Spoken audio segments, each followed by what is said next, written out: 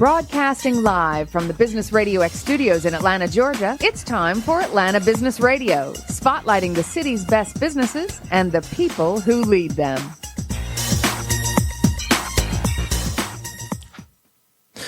This is Joey Klein. You're listening to Tech Talk. Happy Friday morning, everyone.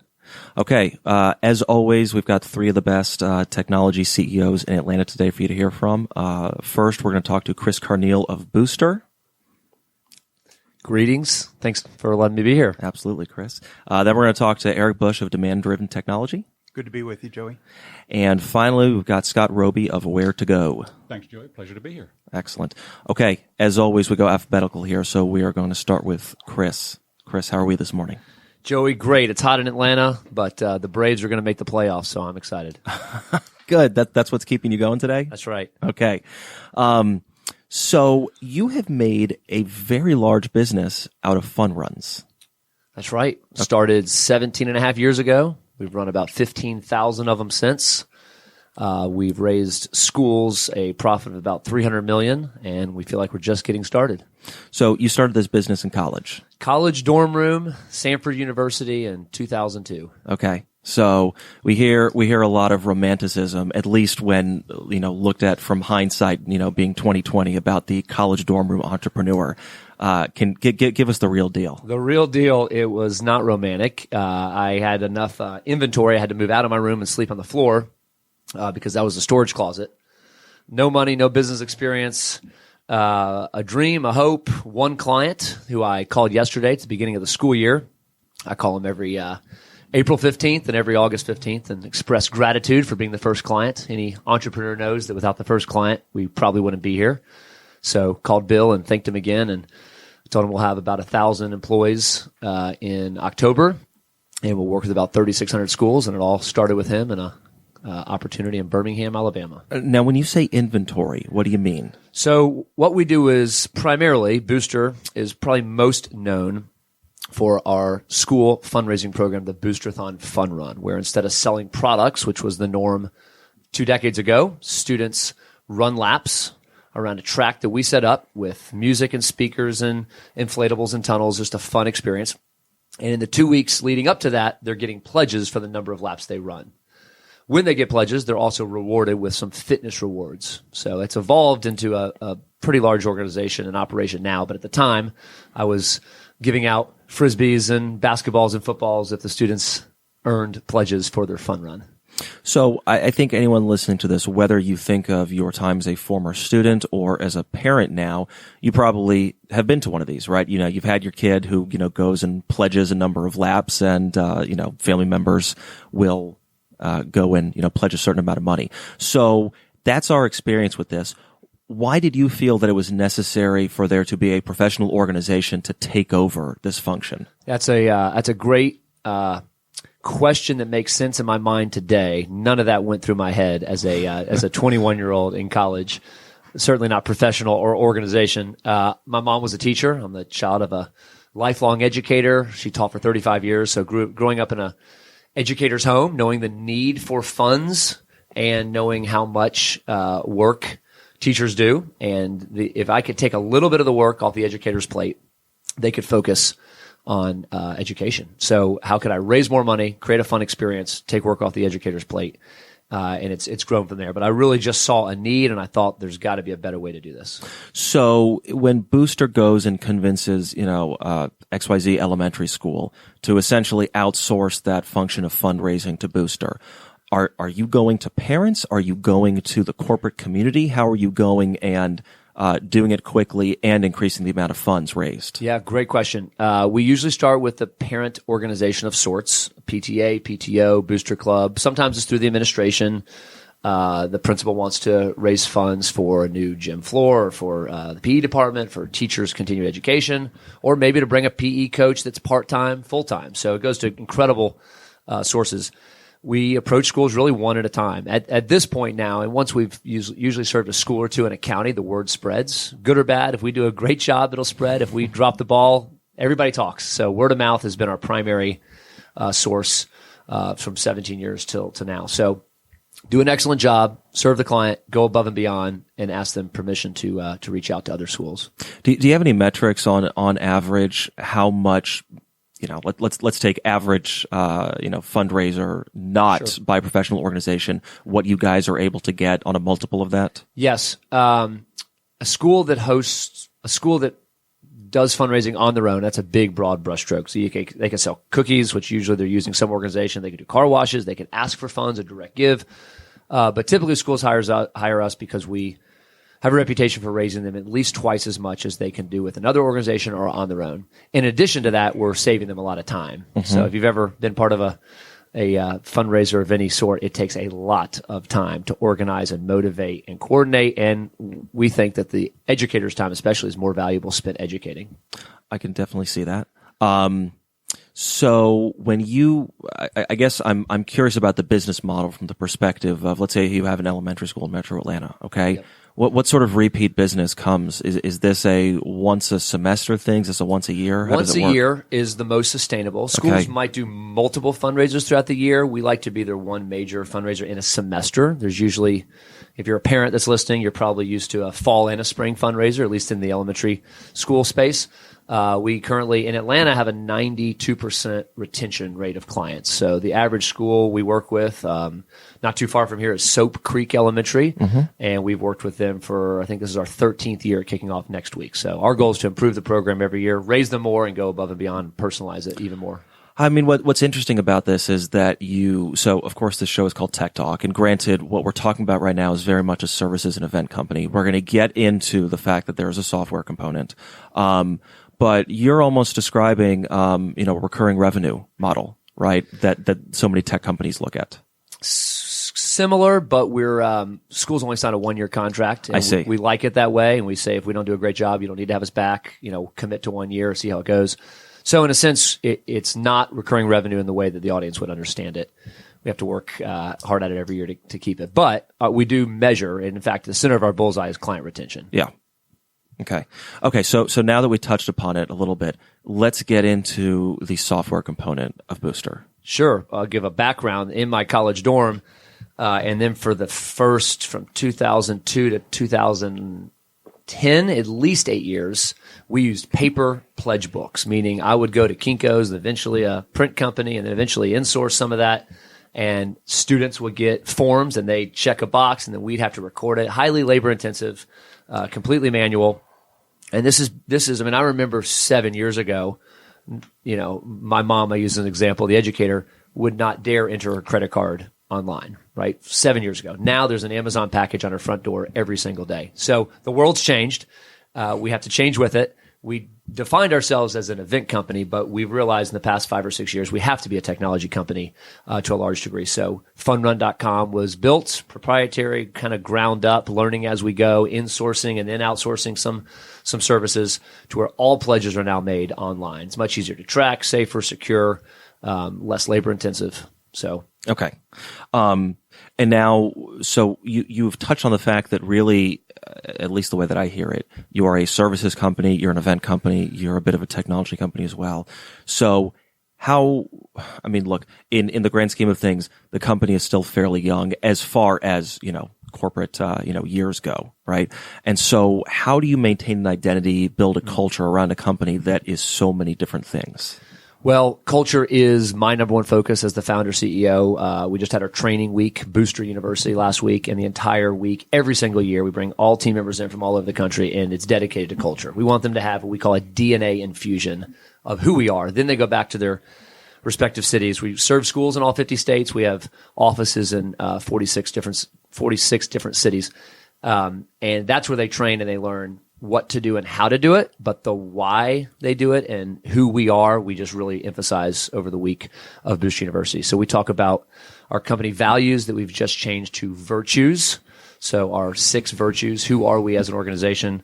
I'm wearing a wristband of our 6 virtues right now. We just go over the top in emphasizing who we are that then flows into what we do. So we want all team members to understand the DNA and the culture of Booster and how we're distinctive.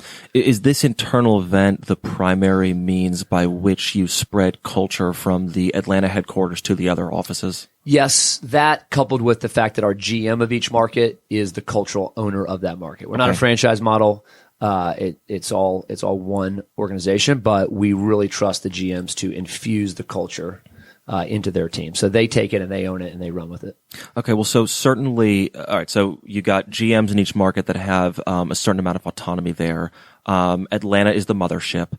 How are you going about culture? Obviously depends heavily on recruiting. Okay. That's right. So how are you going about recruiting the best people to live this culture? And how do you know?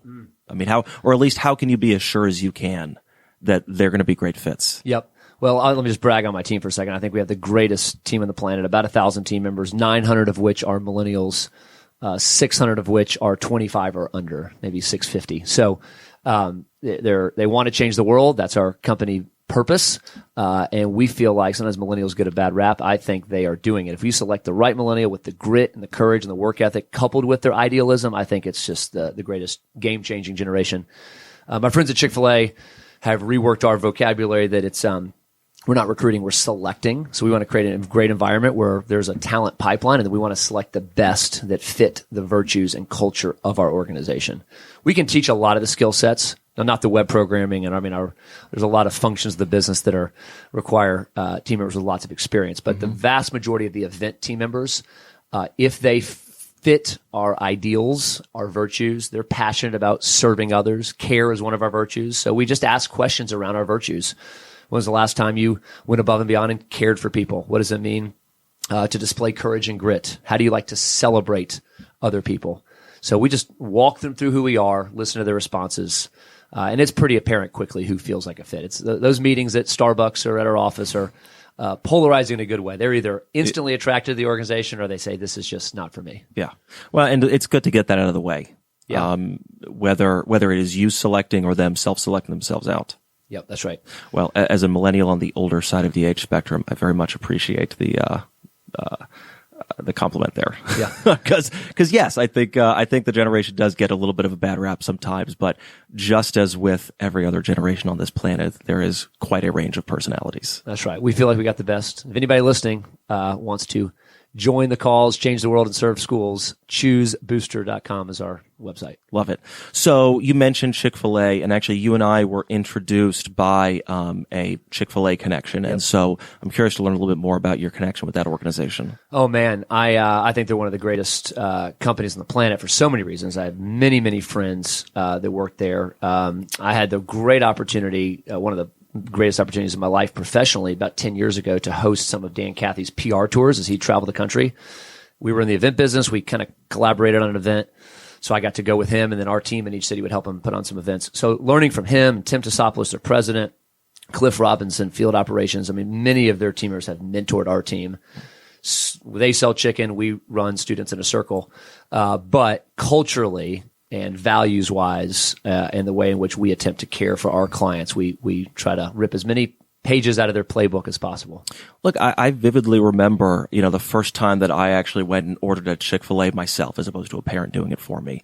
And one, what was striking was the age of those behind the counter as young. And two, what was striking was the intense politeness in just every single interaction. And I mean, anyone who goes there, it strikes them immediately. They really have differentiated themselves as a fast food organization. Yep. People want to work with people that care, and it's just obvious that Chick-fil-A and I hope Booster clients feel like we care about them.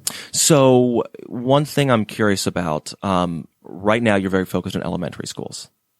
And when we talked, it sounded like the focus was really going to stay elementary schools. But I think to me, and a lot of people listening to this probably think, my God, this could apply to corporates. This could apply to nonprofits. Yeah.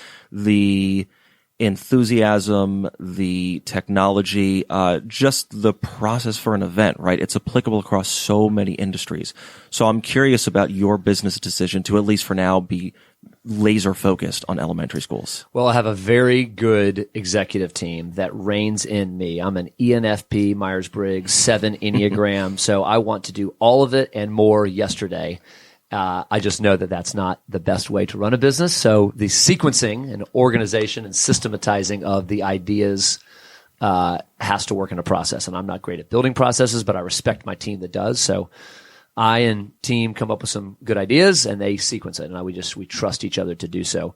There's 100,000 American elementary schools and we're working with 3,600. And while we're the largest fundraising company in America for schools, we're at 3.6% of the market. So we feel like there's 25,000 servable schools geographically, demographically in our sweet spot, size-wise, and so forth. And then we want to figure out other ways to serve the other 75,000, and that's just elementary. We're currently piloting some middle school programs, and then we'll eventually move to high school. So we want to change the world by changing communities, and so much of life is built around the local schools. So if we can help fund them, create space and time for the teachers to educate, we think that's the greatest way we can make a difference. Okay, so let's dig down on that, because I'm a sales guy through and through, and when I hear about 25,000 additional schools, I want to know about how you get there. Yeah. Well, we're figuring it out, but this sounds overly simplistic, but if you go above and beyond and create an emotional connection with the client where the program and process is remarkable, literally, they feel compelled to remark and talk about it to other people, their colleagues. That's the speed of trust that Stephen Covey talks about. We're not credible to the new school that we've never served, but that fellow principal, the coworker is. So when he or she goes to a principal's meeting, they say, "You're not going to believe what we just did. We just doubled our money. We raised 40,000 instead of 20,000. We didn't have to do the work." And these team members who are on our campus were amazing. The technology was simple. The parents loved it. It was over in a week and a half. That school contacts us and we go. So we focus. We have an incredible marketing department that's telling the story, but we just really focus on the quality of the program. So are you primarily getting inbound requests, or do you have a team out there who's pounding the pavement and getting in front of these schools? Yes, it's both. It's both and. I think we're top of the funnel, bottom of the funnel, pounding the pavements. It's storytelling and reaching out and inviting schools to a run at another school. Here's a school in your area. We want to make you aware. We're now in this part of the country, the city, your county. Come and observe. So, and usually administration will say, "Well, sure, there's a local school that wants to just watch it on our campus." That's if a school comes and watches our program in person and talks to the faculty and staff, 99% of the time they'll sign up. Yeah. That proof of concept is better than anything said in a back and forth. Yep. What does anyone have misconceptions about what it takes to put these things on? Oh yes. And that's okay. We lose if a school goes with Booster and then maybe the next year doesn't. The primary reason is, hey, we think we could do this on our own. We charge a percentage of what's raised, so we've de-risked it for the school. And then the more they raise, the more they keep. So we have a model we feel like is the most fair financially possible. But sometimes schools will say, "Can we save the percentage?" And yes, you can, but more often than not, because you raise so far less, the pie shrinks. And when you do it on your own, you're paying a far greater percentage. It's very tough for a school to do it for less than we charge as a percentage because we're spending money to pour. About 75% of what we raise is just going back on the campus to mobilize donors and students and faculty to raise more. Gotcha. So you said, okay, Soap Creek, you've worked with this school for 13 years. Okay. So what are you doing to keep events fresh every year?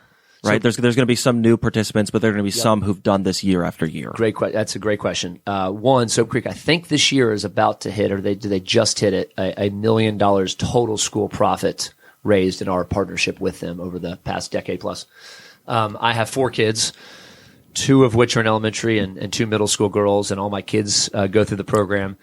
So I know it intimately from a parent perspective, not just a founder, CEO perspective. But things have to be new and fresh and exciting. And if it's not new and different, so every year, let's say take the fun run itself, the soundtrack, the feel, the look, the phrases, then in between the pep rally and the fun run are character lessons that we teach every day. So the entire character theme is different every year. So we reskin it to where the DNA is the same and the skeleton of pledge and then fun run stays the same. But the skin of it and the feel of it, the look, the smell, literally we go through all the senses and say, how does this feel different every year so it's still exciting and motivating? Okay. That definitely makes sense. And one other thing that I'm curious about is, so you started in Alabama when you were in college. for any of the your career post college, was the company in Alabama, or were you always in Atlanta? Moved. First school was spring '02. Got married to my wife that summer. Went to grad school in Kentucky for a few years. The same school that we served, Shades Mountain, whose client I called yesterday, called back. Hey, when can you do it again? I scheduled it around my grad school spring break. Then another school called. And then about a year later, we had to decide, where are we living? What are we doing? My wife and I, for the first 3 years, just drove all over the Southeast in our car, friends' couches, brother's basement, whatever it took to figure it out. But I had very good advice from one person. 49 people said, you need to finish grad school. When you pause educational momentum, you won't go back. And one person said, they're correct, probably, but the most difficult thing to pause and restart is business momentum. You have clients asking for a product, and if you tell them no, wait a few years, you're never going to get back again. And I followed the one person's advice, not the 49s. I ended up 10 years later going back and finishing my grad school degree and getting my master's. But I think business momentum is one of the most powerful forces. And if you have it, if you can find it, leverage it, run with it, keep it, maximize it. Well, isn't that sort of what being an entrepreneur is? Following the path less traveled. Yep. Taking that risk that everyone else thinks is a little bit crazy. Because if it was flipped, right? If all 49 people had given you the advice of stop, well then, I probably would have done the opposite. Well, potentially that, but also it's that, it doesn't really take a strong person to take that advice. It doesn't take, someone who is much more accepting of risk to take that advice and build something. We would all do it if that was the case. That's right. I saw in the client's eyes, their eyebrows went up when the program was over. That's all I needed to know. My gut that it would work came from the eyes of the client. It worked for them. I knew it was mediocre. We had to perfect a lot of things and improve them. I didn't know what I was doing. I never had a business class. But I just knew the client is excited about this product. Yeah. And I think that's kind of the key to business. One of the barriers in technology today, sometimes we don't see the face. We have lots of data, but sometimes we don't see the emotions of the client. So we, as much as possible from the tech side, we try to get in front of clients or end users and just ask them questions, get to know them as a person, watch the way they use technology or the platform of the program, and just try to figure out what draws the emotional connection. Well, and I think what's helpful is you have you've got a product that is extremely experiential, right? It's not hard to get that feedback, right? You can, as you said, you can see it on their face. Yep. Yeah. Well, and the reason I was asking about location is because I'm curious what being in Atlanta has meant for you and your company. Yeah, gosh. Well, I grew up in South Florida originally. I was a Braves fan my entire life before the Marlins existed. I actually got to sit in an airplane coming back from Philly yesterday morning next to John Smoltz, my childhood hero. He's amazing. So Atlanta, it's the capital of the South, and it's amazing. I feel like Atlanta combines the best of big city, action-packed, everything's going on.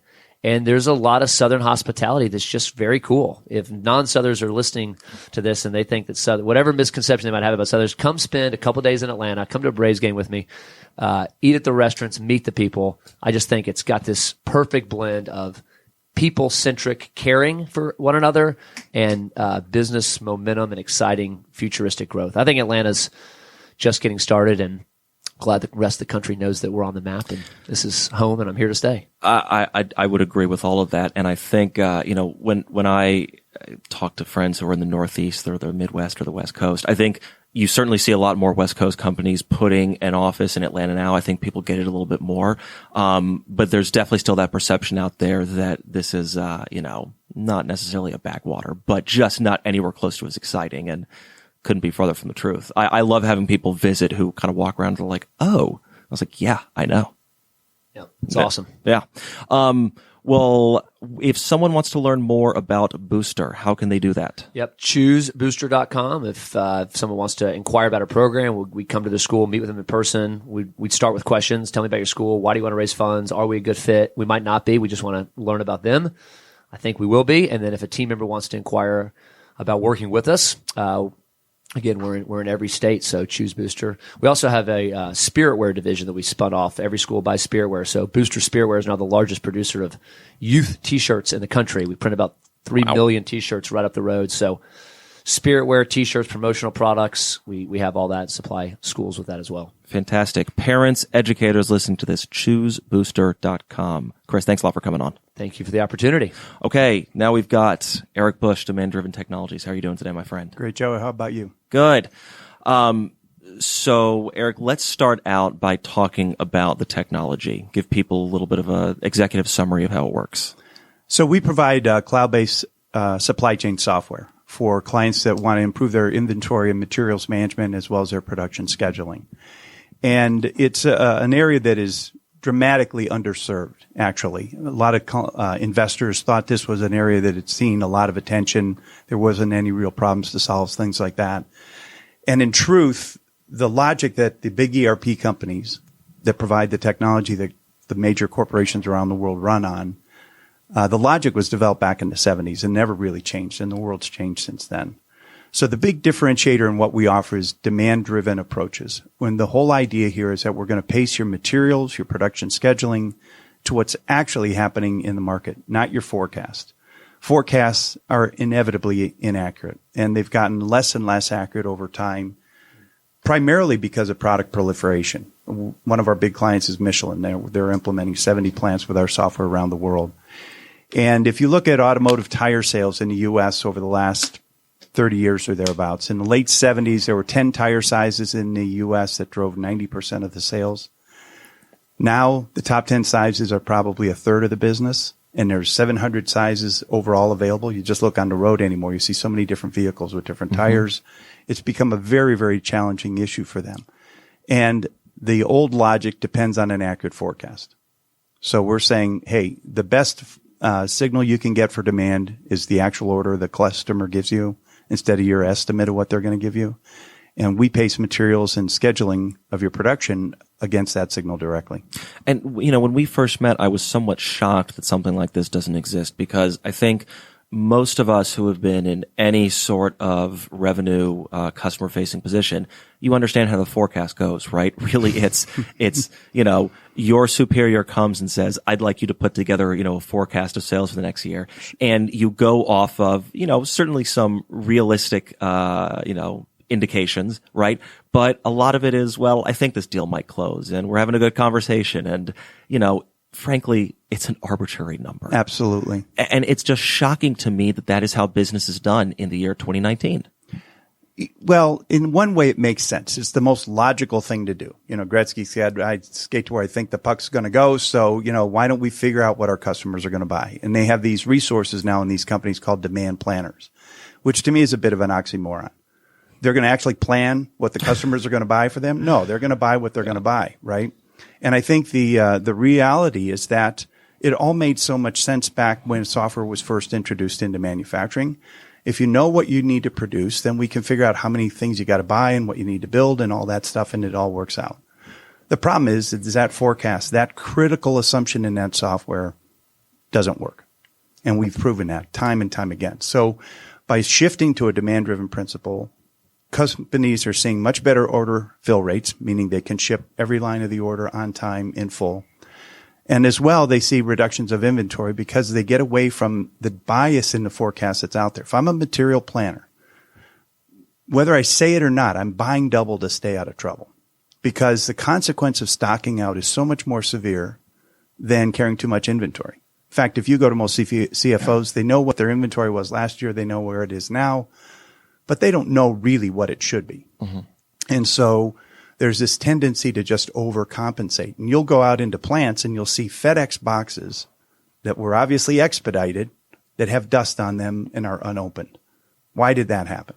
Because somebody thought, oh my God, we got to go do this right away. Then in fact, we didn't really need it. And that variation in the forecast and the actual way demand comes through becomes a real problem. And that's something that wasn't considered in that logic as well. And of course, so right now in the evolution of your growth, we're very much talking about the manufacturing industry. Do you have any way of calculating what that extra inventory is costing? Absolutely. So I share a lot of Chris's, values in a sense of we built this company to create value for our clients. When I started the company, I looked around. My former job, I was a VP of operations for the consulting business at IBM. And we would see time after time these big ERP software implementations go through the client, chew up a ton of resource, spend a ton of money, and then the needle never moved. Recognizing that and knowing that the methodology and the solution that we have actually works, the commitment we had was that we have to be everything big software isn't. We have to be rapid time to value. The client knows what they're going to get out of it up front. There's a clear business case. So we actually simulate for each client in advance what the use of our solution will do for them. And they get a very clear understanding of the level of inventory reduction, the improvements in service, and factors such as that. And that really drives a much better relationship from the beginning. We want them, to get value from this, because if we do that, we'll be very distinct from our competitors and we'll have a good business as a result. So I want to talk more about your background because, on this show, we have a lot of first-time entrepreneurs, and most of them are maybe right out of college. They might be like Chris, where they started in their dorm room. They've been, it's taken off for years. You were at IBM for a lot of your career. Yes. And you are almost an accidental entrepreneur. And so well, no, through my IBM career, there were days where I had ideas and I really wanted to go, but with the wife and the kids and the bills, never really had the right situation to do that. After I retired, this opportunity kind of fell in my lap, where a colleague I had worked with years before had developed some software, wanted to get out of that business, but hey, maybe you can do something with it, kind of a story. And knowing that it created value, knowing that the same ideas had worked for us inside IBM, we had used similar concepts in my role there, I thought, what the heck, let's go see if we can make this go. We went out trying to raise money. The investors that we talked to said, you got a lot of evangelizing to do because this is a sticky market to sell into. You're dealing with the vital organs of a manufacturing company. They're not just going to change this on a whim. It's not going MySpace to Facebook. It's not that kind of a change that you're going to go through. But by demonstrating to clients that they're getting better value, kind of the word of mouth that Chris was talking about started to work for us. And the ideas got out into the market. It's very much like an open source movement where people are collaborating on these concepts. And that is then creating kind of a blue ocean opportunity for us to pursue. And that's really kind of the legacy of it all. But no, I did not start in my dorm room at Miami University of Ohio back in the 70s and plot my way into this thing. Well, you almost have a Godfather type situation. You tried to get out and they pulled you back in. Yeah, exactly. Yeah. Well, so look, you talk about the evangelizing. And so look, clearly, you talked about how many plants you're in for Michelin. You guys are having a lot of success with the product, but because this has been done a certain way for so long, I'm curious about the process to get there, right? Absolutely. And people will say, well, wait a minute, I can't pace to actual demand because I can't respond fast enough. I have suppliers, and I got lead times, and we got stuff coming from Asia. So how's that going to work? And it's all based on the logic. Our principle is that we're going to hold stock for you of the right materials that'll allow you to do this. And if you can get them across that bridge, then the doors open up and the windows open up and they start to see tremendous opportunities for improvement. The way we do that is through those simulations. We call it a fact-based selling approach. If there's opportunity for you here, you can make a decision. If we can get clients to at least do the simulation, 70, 80% of the time, we're going to get to a proposal, and most of the time, we're going to win the business there. So it's all based on delivering value to them. We've done tons of pilots. Michelin started with 5 pilots. Those were successful. That led to the commitment to the 70 plants. And so now that people are seeing that this is really working for them in the manner that they were expecting, what we're finding is people coming to us. They're already kind of checked in on the opportunity it represents and want to know how to get started. So has using the forecast been, I guess I'm just curious how this became so entrenched. Is it that there just wasn't a better way to do it? Right. That's it. There's a concept called lean out there, which is based on true pull. And there's another concept called theory of constraints. So there are ideas out there, but they had never kind of reached the scale of opportunity that this represents because they were missing some pieces. And the people who really created this methodology called demand-driven MRP were the creative ones who fused those two conventions together, the pull concepts of lean and TOC with the conventional planning of MRP. And the innovative thoughts that went into that really is what broke through the ice and created the opportunity that we're dealing with. Were you mainly, when you were at IBM, I'm assuming that you were heavily working in this world. I had a lot of experience with manufacturing and distributors earlier in my career. Yeah.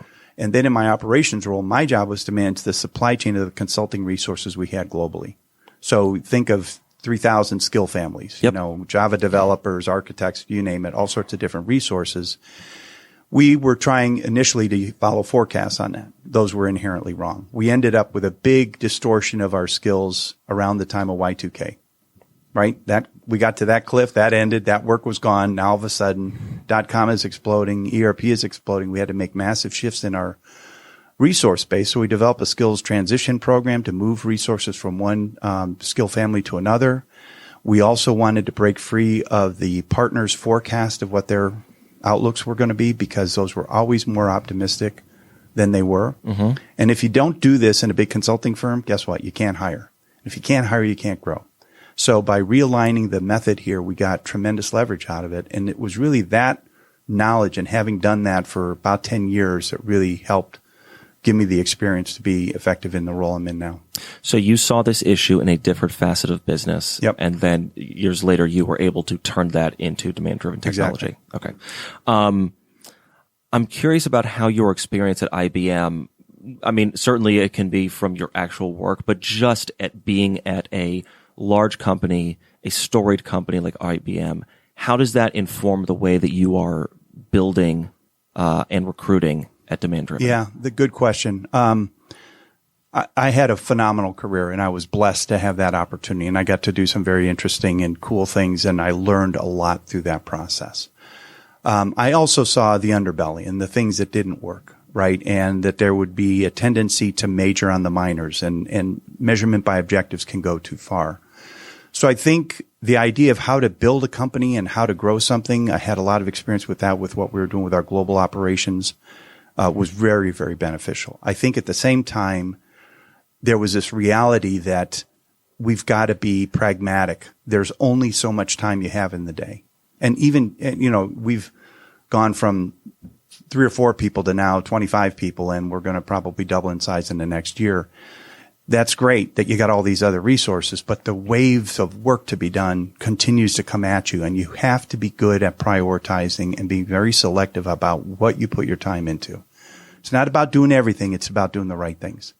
And we pound this on with our leadership team. We talk about it all the time, because there's always more work to do than you've got resources to deal with. And I think the benefits of knowing what a big company, how process should work, how companies should be organized, how to run a business, had tremendous experience there. At the same time, learned enough to know that you can't just turn it into IBM, right? That's not the goal here. It's to be pragmatic and selective in what we focus on. Well, how are you finding the right people to do that? Because especially right now at the company at such a young stage, those key hires are really important, and people's skills and personalities can have an oversized effect on the direction of the company. This is very interesting for me. In my IBM career, I literally was flying around the world a lot. I spent 2.5 years in London, but for the most part, I was working remotely, dealing with staffs all around the world, working out of my home a lot. And I had 40,000 people on my staff, but they were spread out everywhere. I didn't know anything about Atlanta. I've been here now 19 years. I don't know anything about what goes on inside the perimeter, blah, blah, blah. I started trying to raise money, and I started meeting people. And it's amazing the connections that I've been able to develop in the city here.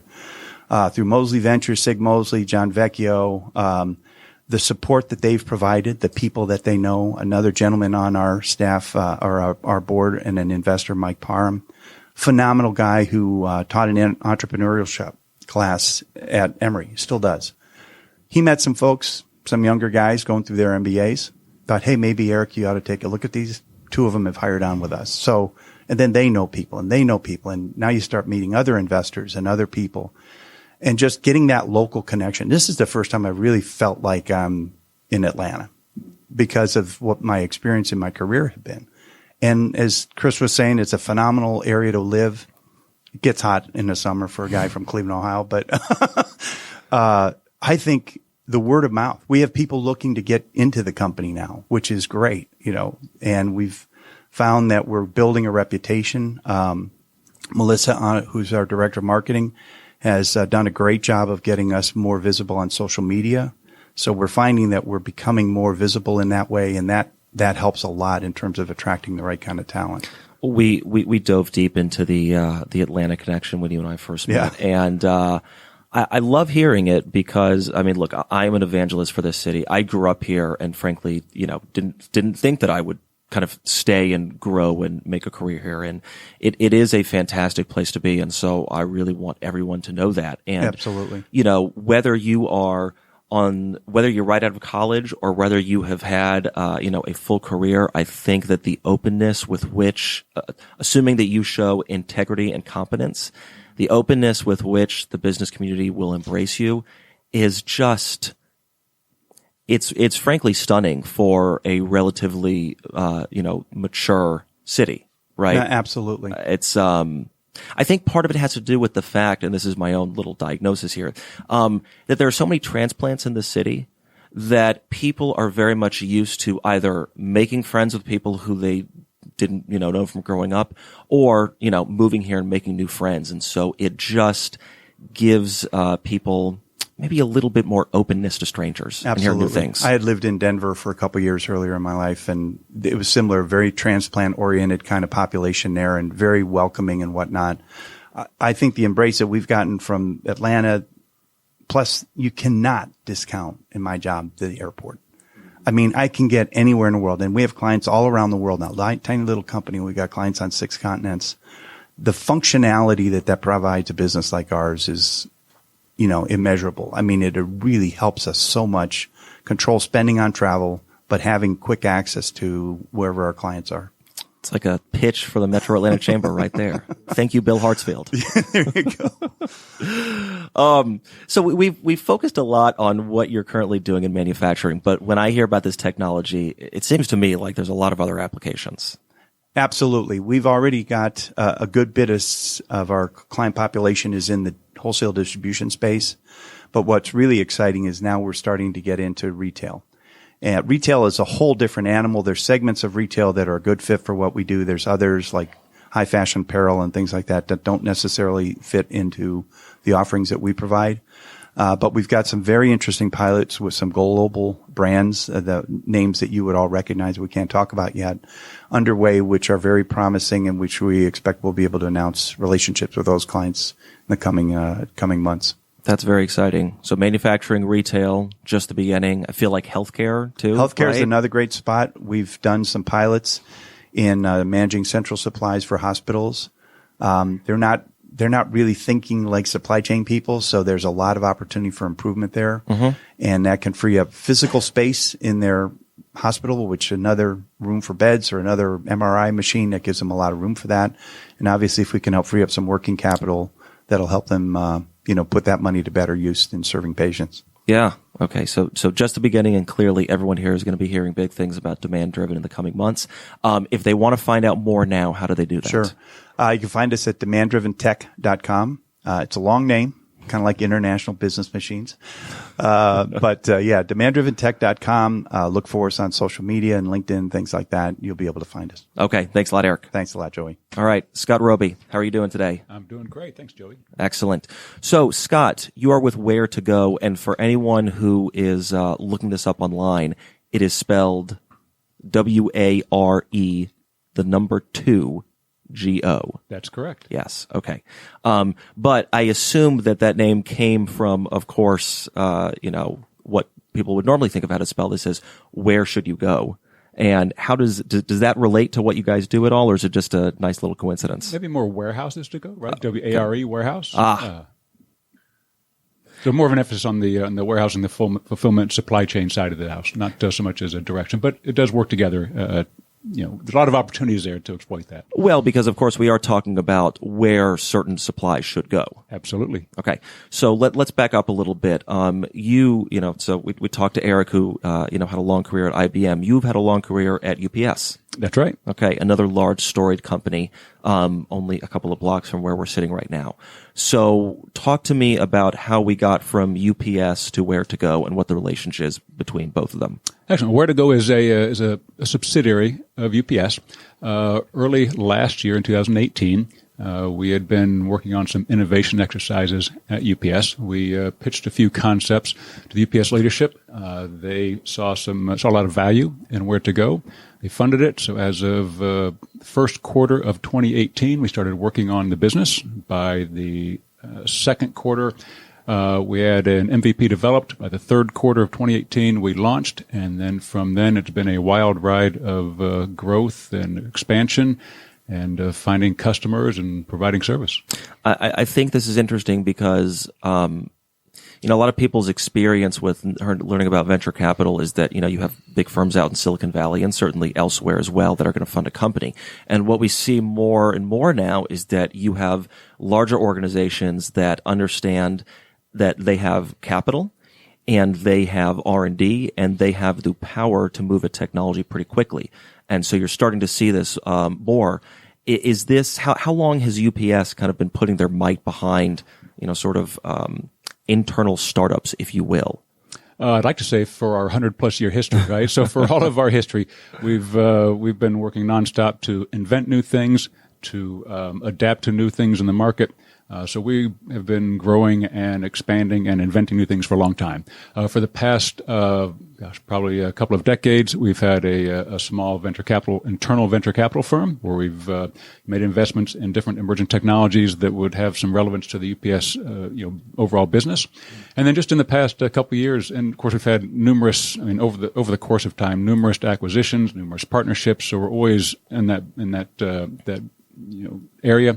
And the past couple of years, we've made a more concerted effort. We have part of a transformation effort to build new parts of our business to address new areas of the market. So it's been a lifetime of activity at UPS, but maybe a little acceleration in the past couple of years. Mm-hmm. And what before Where to Go? What were you working on internal to UPS? Me personally? Correct. I was spent most of my time in recent years while I've been in Atlanta in the UPS corporate strategy group. It involved a lot of activities, which could include some M&A activities, partnerships, joint ventures, looking at obviously strategic initiatives or even strategic outlook. So a lot of looking outward from UPS and looking for areas in which UPS can expand, develop new areas, become more valuable to our customers. And so, of course, this new venture with Where to Go is a logical outgrowth of your work in the corporate development group, looking for new technologies and new ways to help. I think so. I would say it's much larger than me, of course, but I'm happy to have a small part in it. So let's drill down into the technology of Where to Go. You mentioned warehouses. Okay, so talk to us about the different parties that the software serves. All right, let's back up one step and talk about Where to Go first to make sure we level set on what it is. Right? Sure. So we offer flexible logistics, right? Maybe more specifically, we offer fulfillment services as a network. Some people call that on-demand warehousing. So if you're a business and you want to improve your order to delivery speed, or you want to save money, or you simply want trusted, high-quality services, Where to Go's for you. We operate a nationwide fulfillment network with warehouses around the country where the network is able to scale up, scale down. It's very adaptable. If you're a business who wants to outsource inventory, wants to supplement your current fulfillment services, you want the flexibility to scale up or scale down very quickly, Where to Go is for you. We don't have long-term contracts, so we don't have long-term commitments. We require no capital up front. So it's a pay-as-you-go model that makes it very easy for customers, companies to drop in, drop out. Makes it easy to adapt or align to business demand, which is much like Erik referred to earlier. The technology is it's a cloud-based platform that a merchant can access. We use the platform to exchange order information, to provide visibility on the status of every item that a merchant gives us, whether it's just received at our warehouse, whether it's in a pick and pack status, whether it's being shipped or already delivered. They see full visibility through the platform. The platform also connects the warehouses, so that the warehouses have the same visibility and management of all the items, and as an ecosystem, it's all a self-contained platform where the entire fulfillment experience can be managed from one spot. Okay, so you've got a merchant on one side of the equation, a warehouse on the other. Correct. Okay, and so what issues would a merchant be having that they would want to start working with Where to Go?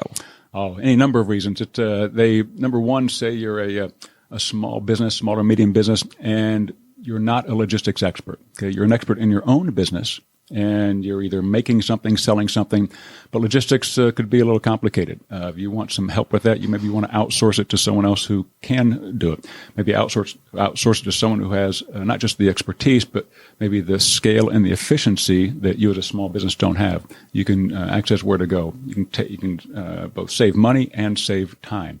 Maybe you're a medium or larger business. You have your own warehouse in one location, but maybe you're running out of space, or maybe you just want some supplemental capacity. Maybe it takes too long for your goods to get all the way across the country. You can access Where to Go, and we can be your supplemental fulfillment capacity. Or for seasonal items, maybe you have your business ramps up and ramps down, and you need some support that you don't want to just make a large long-term contract to handle your peak. You want to be able to scale up and down quickly. Where to Go would fit right into that equation. Okay, so in that example, let's say that I am an Atlanta-based merchant. I have a warehouse here south of the city. I'm starting to do more business in the Midwest, but not to the point where I want to go and either buy or lease a whole big warehouse myself. I can use Where to Go to essentially take advantage of excess space in other warehouses that are already leased or owned by another party. Absolutely.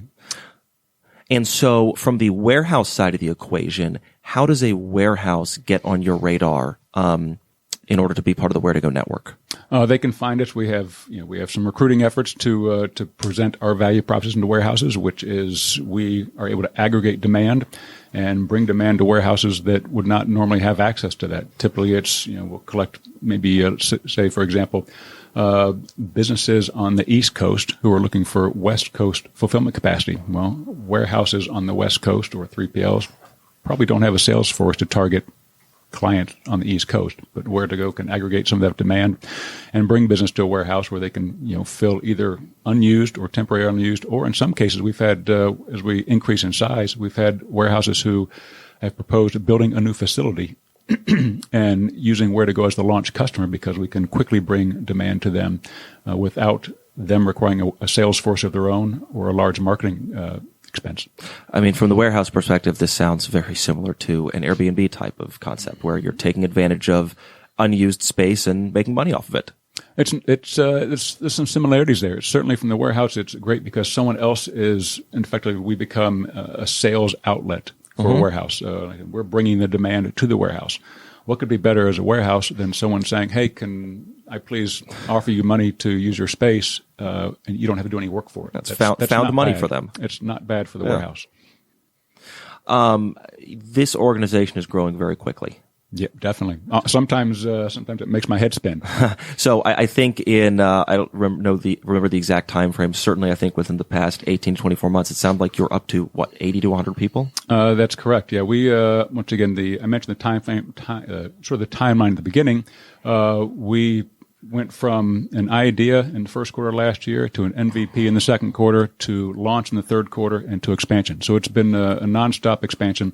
We started out, we built some of this on the West Coast. As soon as we got our feet settled, we promptly moved into Atlanta. Atlanta Tech Village we started at. We quickly outgrew Atlanta Tech Village and moved next door in Buckhead. And we've been adding people ever since. Why is this taken off so quickly? The value prop, I believe. I think it's hopefully it comes through in my comment, but it's incredibly attractive to merchants. It's a very flexible, variable, pay-as-you-go model. It allows merchants to, first, very easy to access. So it's easy to use, allows them to ramp up, ramp down with their business. So they're properly aligned with the demand or the seasonality, the demand of their business. And then the expertise we provide. There are, Erik would know this, many businesses who they just are not experts in logistics and they don't want to be. I mean, they're running their business. Logistics is a necessary evil in some ways. But the market is very competitive, right? People want items very fast. They want the right item at the right time. Where to Go, we make that very easy for you. We take care of the hard work for the clients, both with perfect service, with good rates.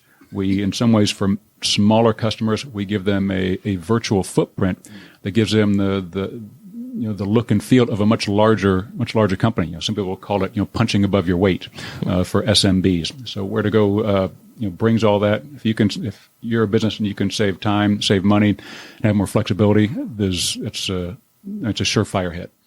What?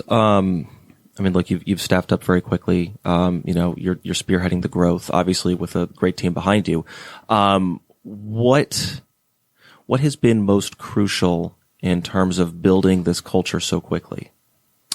Wow. I should point out that it is crucial to build the culture quickly. And start with that statement that if you don't have a solid culture, I think as a new or young business, things can get off track in a hurry.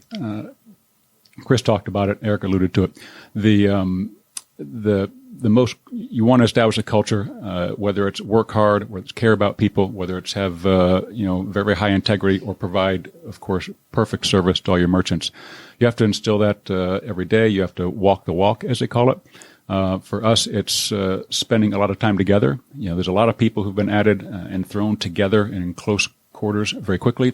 It's spend a lot of time together. It's make a specific effort to talk to people, to have events, have team events, to let people know that you're paying attention to what they're doing, you're impressed with their work, you're recognizing the contributions they're making, and again, Chris had sort of mentioned early on, just making sure they know you care. That's a pretty good starting point for getting people to buy into what you want to achieve. Because everyone is, let's face it, it's a lot of pressure, it's a lot of effort, a lot of long hours, and if people don't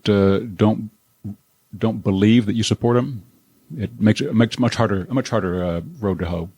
We actually had someone on yesterday with a company called Vistigo that puts together team building events, anywhere from a startup to a big Fortune 500, but very extreme events, things like base jumping and things like that, to kind of get the team all on the same page and experiencing adversity together.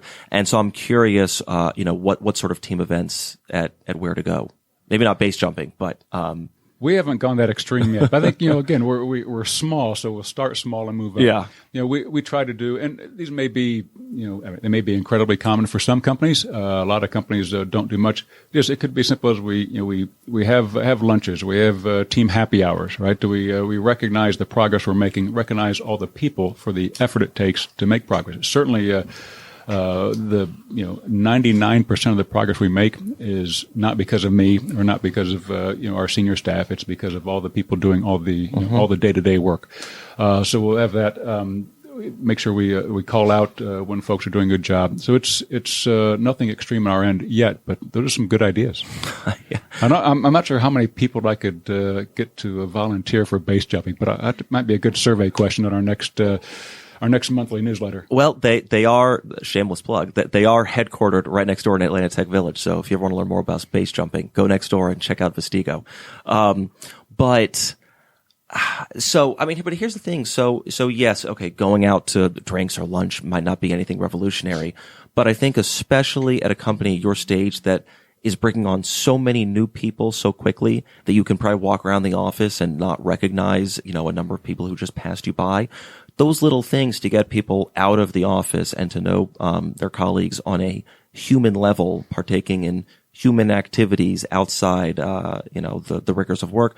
That's really important. Sometimes it's simple things like that do the most. The human part, you're right. That's the most important category. We're all, all people, everyone that work at Where to Go, the families, friends. We're real people at work and outside of work. What happens occasionally, if you're not careful, is you get so busy working on your own work, and maybe it's an operations person who's focused entirely on operations. Well, you have someone next door who's focused on maybe on some of the technology development versus a salesperson somewhere else.